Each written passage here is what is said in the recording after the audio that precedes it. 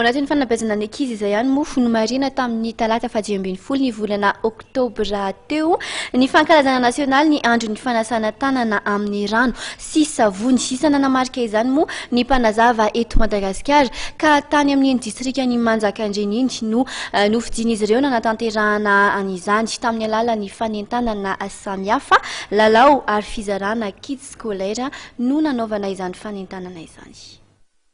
Nankalaza izany koa ny Mpanazava eto Madagasikara naraka tamin'ireo mpikambana sy mpianatra tany amin'ny commune Ambohitseny, distrika Manjakandriana ka nanatanteraka dobodoboka tao amin'ny CEG Ambohitseny.